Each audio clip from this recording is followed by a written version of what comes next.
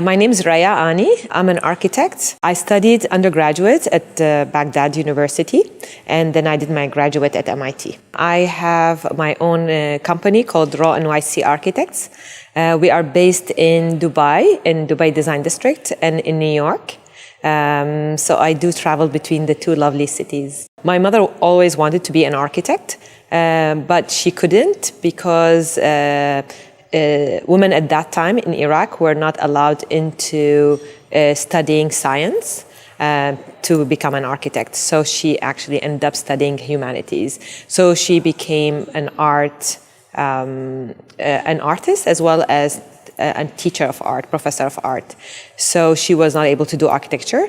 So I think I took from her the art genes, and I also saw my sister, who's a few years older than me, doing architecture, and I felt this is the profession I want to do. So that's how I end up in architecture. Going to architecture school in Baghdad is different because you are supposed to follow a program, very set program. So it doesn't have flexibility. So it's a very rigorous program that you have to study a lot of engineering parts. So it's kind of, my degree was architectural engineering.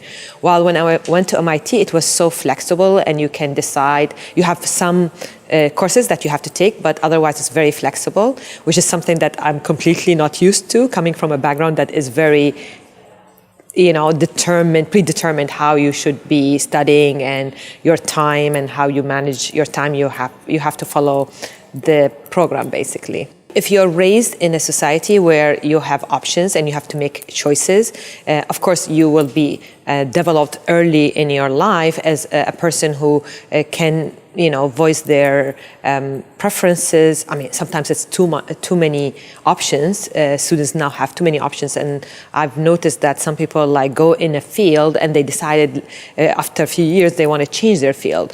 In Iraq, it's a bit different. I mean, once we are doing something, it's not that easy to change. However, the disadvantages is that you don't really have a way to determine what your preference is, because you're not really raised or surrounded by a society that encourages you to have opinions and not follow the kind of organized or predetermined program.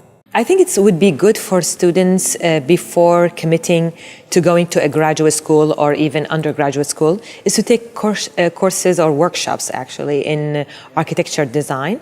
I think that will help them get a better sense of what it means to be an architect and what does it require, and if they have what it takes. I think there are many opportunities now to take these workshops and be more exposed, and that would help people be more focused, so they don't really lose time by going into something and then them later deciding that they want to study something else or maybe something related but not exactly. It might be some people do architecture and decide they want to do industrial design. So I think it's good to know this early on rather than waiting at the end. Recently, I have been interested in emotions in the sense of how you experience things. And I think my kind of focus these days has been into joyful experiences.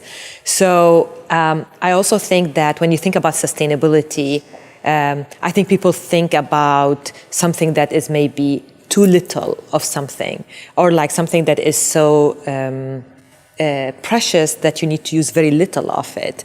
And I'm thinking about a very different concept, saying that abundance, like having a lot of something, for example, if I go to a shower, if I take a shower, I want to have a lot of water, but at the same time, so this gives me a feeling of abundance, I have this access to water that I could shower, and there's a huge volume, but at the same time, the idea of sustainability still can be part of it. So what I'm trying to do is I'm trying to say that we want to create joyful experiences, and yes, we go through our society and our environment goes through so many challenges, but I think that we should not forget that we need to live life fully, and I'm very interested in how you can live life fully yet be kind of sustainable and thoughtful. But I think abundance and like abundance of feelings and emotions and joy can be integrated part of this. So that's why today I'm very interested in the contrasts of feelings and emotions. It's great that I think we should start thinking about creating joyful experiences out of the mundane things you do every day. If you think about like going in the morning into the shower, washing your face, these are like simple things that we all have to do, and they're functional things.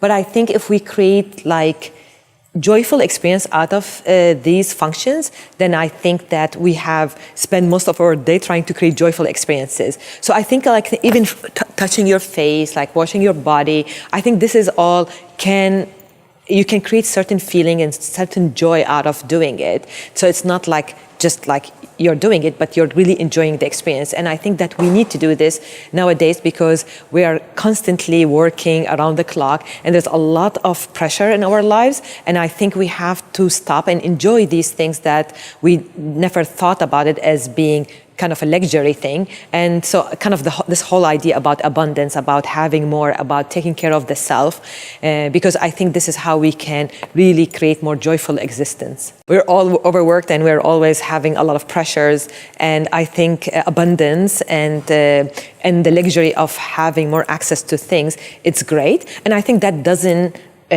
contradict our ethos of sustainability. I think this is where innovation comes. Like we need to be innovative of how to enjoy abundance, yet being ethical and kind of with concern to the environment. But I think we can do it hand in hand.